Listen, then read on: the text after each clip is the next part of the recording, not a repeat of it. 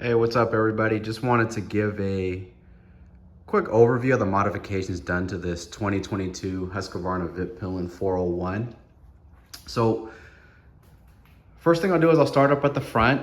Obviously the mirrors have been deleted. I think we all probably know at this point how goofy the factory mirrors look on these bikes. So that's one of the first things I did. I went ahead and removed the mirrors and put these kind of block off plugs in them. They're supposed to be titanium. I got them on eBay or something like that. They're probably not, but at least the hole's plugged there. It's just simple Allen key with a plug where the mirror stocks used to go.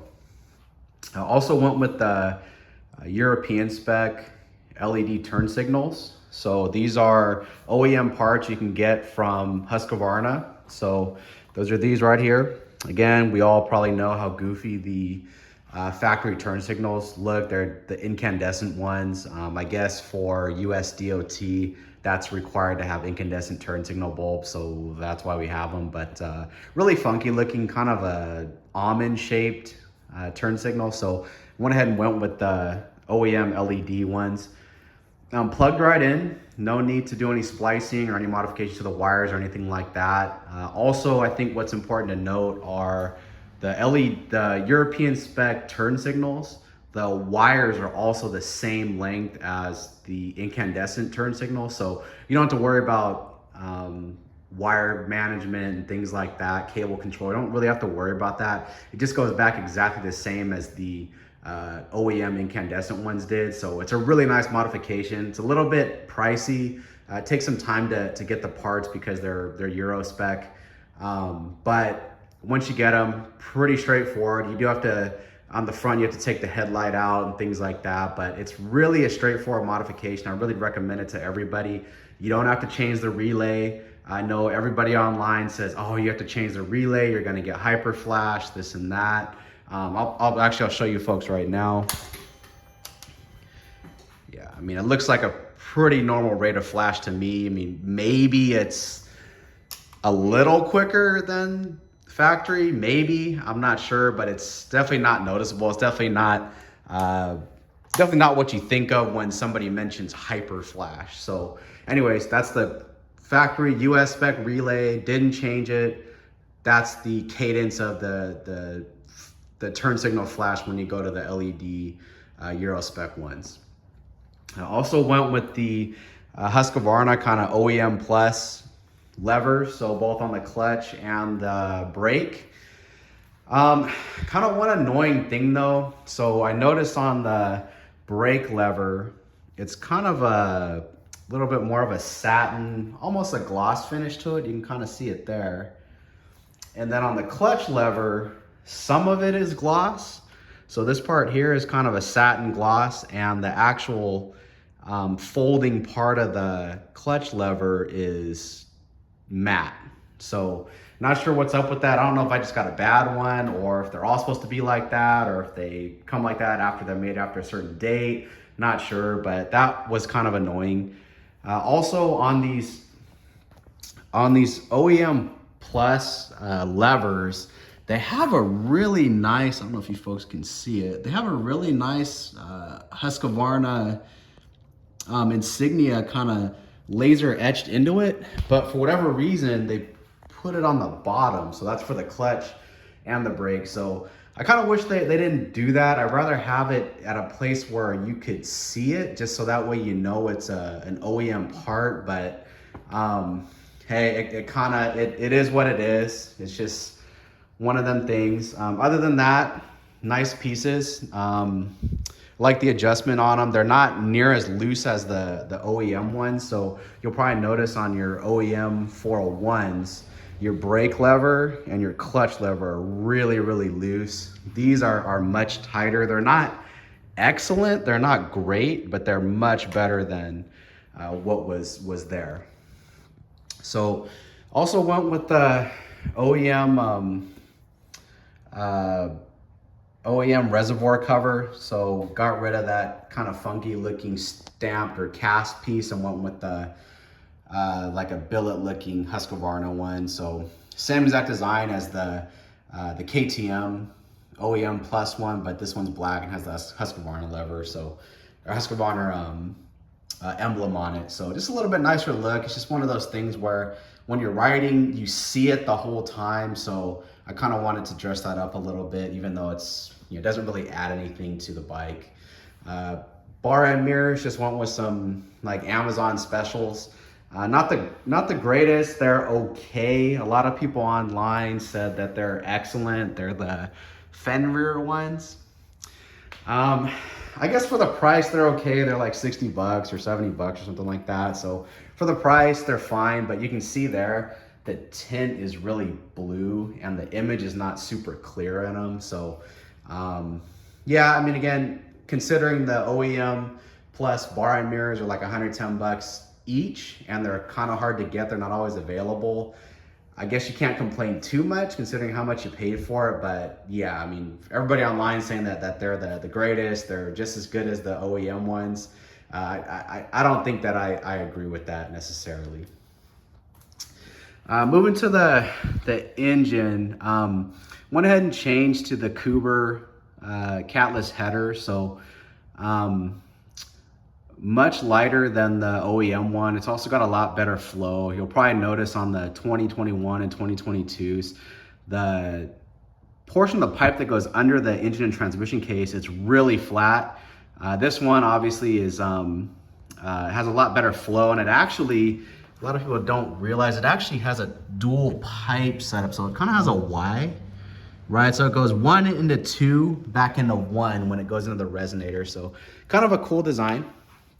Made a big difference. I think it's definitely worth it. However, you are, just so you know, you are supposed to add some kind of fuel management system to it. So for me, I just went with the Fuel X Lite. It worked fine for me. Easy to hook up. Basically, it just interrupts your O2 signal sensor. So you can actually see on mine, this is part of the Fuel X Lite wiring. So it goes here, and then this green plug here is what it plugs into. Really easy install. On mine, I had to remove this. I couldn't remember if this was a coil pack or it was it was some kind of electronic device. I can't remember. Maybe it's a transformer. I can't remember what it was, but had to remove this and then just plug straight in, make sure all the wires are nice and tidy, and that's about it. You don't have to take the whole bike apart or anything like that. The actual Fuel X module is mounted under the seat. Plenty of room for that again. Pretty self-explanatory. Also went with Taiga for the carbon fiber pieces. So carbon fiber front sprocket cover, chain guard, and then rear fender as well. So decent quality. I think for the price, can't complain too much. I think all three pieces were less than $400 with shipping and tax and everything. So can't complain too much considering how much you paid. But yeah, I mean, the quality is not the greatest. So so first of all, I'll say that the front sprocket cover, you have to do a few modifications to it to make it fit, which is not Taiga's fault. It's made for a Duke 390, so that's not really, you're putting it on a bike that it's not intended for, right? So on mine, I had to cut this section here with the grinder, just very carefully, take a little bit off of it. You know, again, not Taiga's fault, but just know that that is a thing. But as far as quality issues, what I noticed with it is you cannot tighten the fasteners really at all in most cases. So I can't remember what the torque spec was on the front sprocket cover, but it was nothing. It was 60 inch-pounds or 50-something inch-pounds. It was really low. It was nothing. And before I even got close to that number, the carbon actually split on mine. So yeah, so it's one, I put carbon fiber parts on bikes and cars before. I've never had that happen where it just splits so easily. But you know, that was my experience. Actually, the rear fender did the same thing. So again, that was just my experience. So what I ended up having to do is just get it as tight as I can, and I actually put Vibratite on it to keep it in place. So kind of unfortunate. I'd rather have a proper torque spec on it, but Unless you want to break your carbon fiber like I did, you can kind of see it. That's what will happen if you try to get anywhere close to the factory torque spec. So it is what it is for what you pay for it. Can't complain too much. I mean, other than that, it looks great. The gloss is nice on it and everything. It looks better than the OEM like matte plastic stuff, but just kind of be mindful of that. As far as the tail tidy goes, this is the Project Racing version, so it deletes the whole back fender with that weird metal mount and the reflectors and the light and all that stuff. So this does take a lot of weight off. It's one of the modifications that I really recommend for these bikes, as long as you're okay with not having a license plate light. At least for me, I felt that weight reduction immediately once I went with this tail tidy. So you think about how heavy that metal bracket is with the fender, with the reflectors, with the light on it, et cetera, and you look at where it is on your swing arm. It's at the very end of your swing arm, so it's got all that leverage on the swing arm. So I didn't weigh it. At some point I will bring it down from the attic, weigh it, so you folks have that data point. I'll make a short or something like that so you folks know. But it's probably a good 4 pounds or so, something like that. And again, it's right at the end of your swing arm. So for me, I felt that weight reduction immediately once I removed that and went with the Project Racing version. So yes, I mean, worthwhile modification. The quality is really nice, as you can see, right? It's a nice piece, right? The plate holder, it is 3D printed, so I'm not sure what the durability of that's gonna be. It seems like it's a high quality 3D print though. I'll try to get a close up for you. So, I mean, it's a high quality 3D print. It's one of the better 3D printed parts that I've seen, period. So hopefully it'll be okay, but what I'm kind of worried about is this part right here, right? So that's a pretty, where those silver or stainless Allen screws kind of go through the plate holder and into through the plate holder and into the actual arm. The material's not super thick there, so hopefully it holds up. But again, worthwhile modification. Again, reasonably priced. I think it is definitely worth it. So again, we come around to the back here. Euro spec, OEM, LED turn signals. Again, worthy modification. I'm not getting any hyper flash in the rear. It's blinking at the same cadence as the front.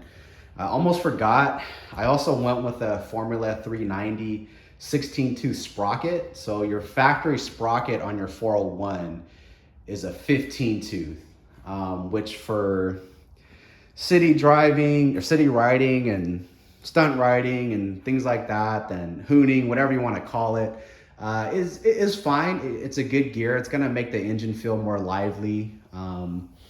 But if you're gonna be commuting on it like me, the gearing was just too short. I mean, I don't know how accurate our speedometers are on these bikes, but 70 miles an hour, 75 miles an hour, I was turning, like 7,500, 8,000 RPM, right? Whereas now with the 16 tooth, 75 miles an hour, 75 to 80 miles an hour, I'm probably only turning 7,000, right? So I've got a lot more, the motor's just happier. It's not spinning super high. I guess depending on where you live, right, the flow of traffic is probably going to be faster than the speed limit, right? I know where I'm at, California, everywhere is 65 to 70 miles an hour. But traffic permitting, again, it's California, nobody's going that speed. Everybody's going at least 80. So if you have the stock gear and you're going 80 on this bike, you're going to be spinning over 8,000 RPM, which it is okay. It's not like the motor's gonna blow up, but for me, I'd rather lose some of that that pep down low, lose some of that torque and speed down low in the RPM or down in the lower speeds, and make it a little bit more comfortable for commuting and cruising. But again, that's just me. The Formula 390 part, it was really nice. I know that there's 16.2 sprockets on Amazon and eBay and stuff like that that are like 20 bucks or whatever. The Formula 390 one is a lot more. I think it's 80 or something like that. But, you know, for a sprocket, I think it's worth it to invest a little bit more in it, get something higher quality, something that you don't have to worry as much about. But again, that's just me. Exhaust, just went with a, you know, SC Project kind of slip-on clone thing. Factory exhaust, super heavy, super big, doesn't sound very good. It kind of sounds like a scooter. It kind of has that, you know, moped kind of sound to it. It is a single cylinder after all. So going with this slip-on really helped make the noise a little bit more aggressive. It's not super loud because I still have the stock resonator on there. But yeah, I mean, overall weight reduction and a better sound, so worth it to me. Not pictured here. I have a DNA stage 2 airbox lid, so it gives you a nice induction sound. I think that's a worthy modification as well. So yeah, guys, I mean, as far as modifications, there's been quite a few things done to it. I actually ordered a OEM style seat for it, so, or ergo seat, whatever they call it. Waiting for it to come back in stock. No idea when that's going to be. I've been waiting 2.5 months or something.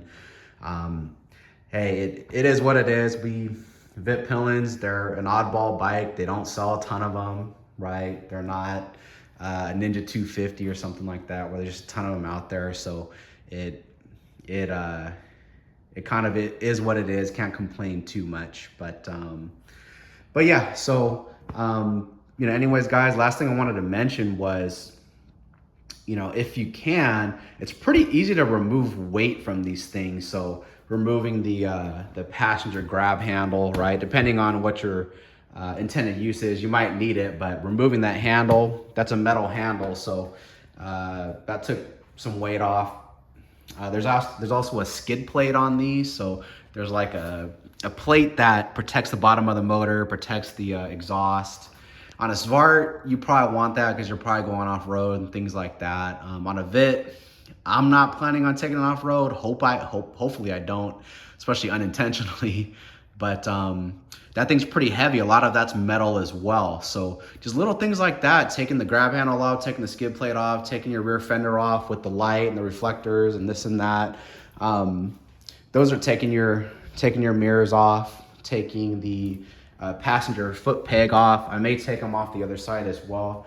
Just things like that. It's pretty easy to get weight out of these things. Removing the cat on the exhaust, things like that. I mean, it's easy to get, you know, 10, 15 pounds off this thing without really spending any money, right? Without buying lightweight brake rotors, without buying a stealth sprocket, without, you know, buying lightweight wheels and things like that, without losing your creature comforts, right? And that's not including, if you want to spend some money, you could put a lightweight battery in it and lose another, whatever, 5, 6, 7, 8 pounds, right? So anyways, yeah, so that's kind of the overview of where this Vitpilen stands now. Any questions, just kind of let me know in the comments. Again, I'll make some future videos weighing some of the parts that were taken off, so we can kind of get a better idea of how much this thing weighs after modifications. So, all right, guys, thanks.